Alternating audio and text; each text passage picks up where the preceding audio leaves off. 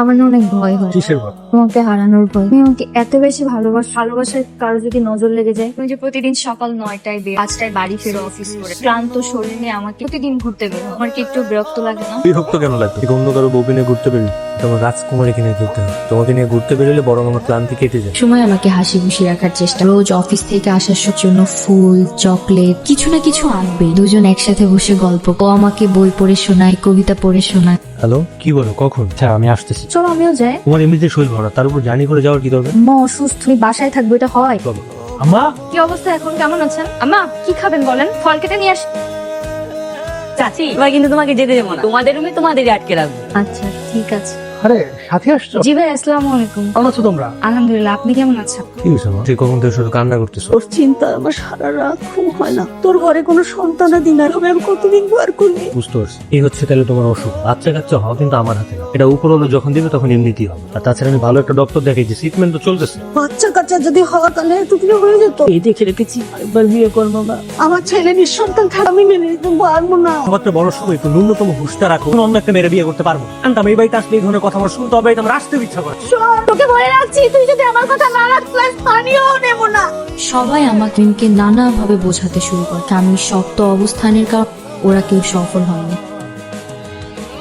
এ তো আমার জীবনের গল্প। আপনার ঘটনার সাথে আমার ঘটনা হুবহু মিলে যাচ্ছে। আপনার স্বামী যেটা অনেক ভালো, অনেক সাপোর্টিভ, আর আমার স্বামী ইচ্ছে অন্য কাউকে বিয়ে করতে চায়। আন্টি, তারপর কি হলো? এভাবে 3-4 দিন থেকে পর হঠাৎ একদিন আমার ভাসুরের ফোন আসলো। মা হসপিটাল? আচ্ছা আচ্ছা, আমরা আসতেছি। আমার একে তো বয়স হয়েছে, তারপর তোর চিন্তা ধরে না খাওয়া, আর এই যে আজকে বেঁচে ভর্তি।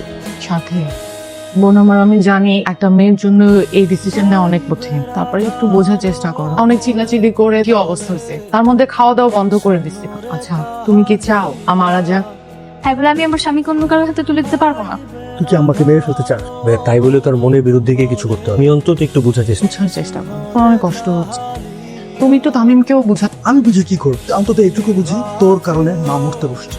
এটা কোন ধরনের কথা? আমার কারণে কেন হবে? তোমরা সবাই মিলে যে আমার মেয়েরা ফেলতেছে, এই প্রেশার তো আমি নিতে চাই না। মানুষ প্রয়োজনে বিভিন্ন সিদ্ধান্ত নেয় না, কথা চিন্তা করে না, এই সিদ্ধান্তটা নিয়ে শোন। তুই আমার ছোট সন্তান, তোর সন্তান, তুই তোর একটা ছেলে মেয়ে দেখতে যাইতে পারে না? লাইফে এরকম একটা সিচুয়েশনে করি, কখনো কল্পনাও করি। বিয়ের কাজ শেষ, আমার মনে আসা পূরণ করে দিয়ে আসলাম, কিন্তু আমি এখানে যাবো, তোমার মন খারাপ করার কিছু নেই। এরপর থেকেও বদলে যেতে শুরু, সারাদিন ফোনে কথা বলতো, পরপর নতুন বউয়ের কাছে চলে যেত, কিন্তু বেশিরভাগ সময় আমার কাছেই থাকতো। তবে আগের মতো আমাদের আর কথা হয় না। সাথে তামিম কোথায়? মা এতবার ওকে ফোন দিচ্ছে, করতেছে না কেন? ও তো এসে একটু বসে আছে, ফোনটা মনে হয় নিচে রেখে আসছে। সাথে মানে ওর কি কাণ্ড জ্ঞান নাই? ওর বোর্ড ডেলিভারি টাইম চলে আসে, ডাক্তারের কাছে যেতে হবে। ওকে কথাটা ভুলে গেছে? তুমি প্রেগনেন্ট? তুমি জানো না প্রেগনেন্ট তো কবে থেকে বাচ্চা হবে? তা তুমি আমাকে বলনি কেন? তো তুমি কষ্ট পাবে তাই। সত্যি কষ্ট পেলাম, কি যে কষ্ট পেলাম তা বলে বোঝানো যাবে না। আমি জানার পর থেকে প্রায় দিনই ওর বউয়ের কাছে থাকতো। 2-1 দিন পর কিন্তু আমার ফোন দিয়ে আমি মেনেই নিয়েছিলাম, এটা আমার নিয়তি। 2 দিন পর পর আমাকে ফোন দিত, এই নিয়েছিলাম, এটাই আমার ভাগ্য। চাচি তুমি কার কাছে এসেছো? আমাদের সাথে দেখা করতে আসছি। আসো আসো।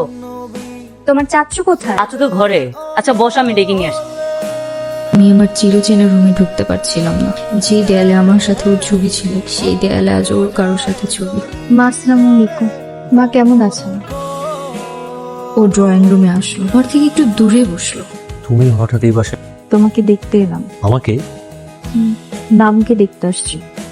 কিছুক্ষণ পর ওর বউ আসলো, 6 মাসের বাচ্চা। বাচ্চাকে ওর কোলে দিল আর ওর পাশে বসলো ওর বউ। কথা বলতে বলে খেলা শুরু করলো। 3 জনের মুখে আলোক শান্তি স্পষ্ট দেখা যাচ্ছে। কি সুন্দর একটা মুহূর্ত। আমি আমার স্বামীর চোখে কোথাও নিজেকে খুঁজে পাইনি। 10 বছরের সংসার যে 2 বছরের সংসারের কাছে।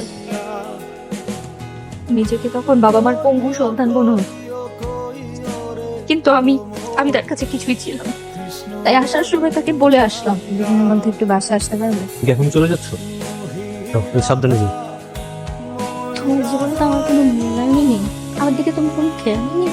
দেখো, আমি এইভাবে আর পারবো না। হয় আমার হয়ে থাকো, নাইলে আমাকে ছেড়ে দাও, আমাকে মুক্তি দাও। আমি আর পারতেছি না, আমার ভাল লাগতেছে না। আমি তো মানুষ নাকি? জীবন বলে কিছু নেই, আমার মন বলে কিছু নেই। আচ্ছা ঠিক আছে, তুমি শান্ত হও।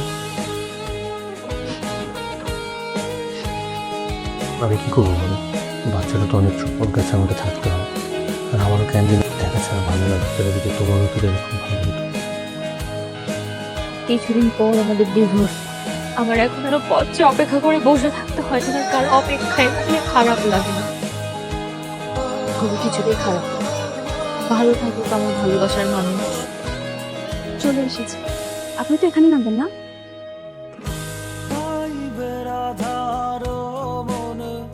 ঠিক আছে, তাহলে আমি আসি। ভালো থাকে নাকি? তুমিও ভালো থাইকো। অনন্যা, বাবা, এটা আমার বাবা।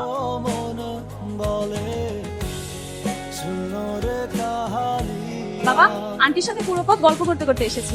মা, তুমি তাহলে থাকো, হ্যাঁ আমি আসি। জানো বাবা, জীবন আমার থেকেও বেশি কষ্টের। আন্টির গল্পের সাথে আমার গল্পের কোনো মিল আছে। জীবনের যে অধ্যায় থেকে বারবার পালিয়ে বেড়াই, জীবন আমাদেরকে সামনে এনে আবার করিয়ে দেয়।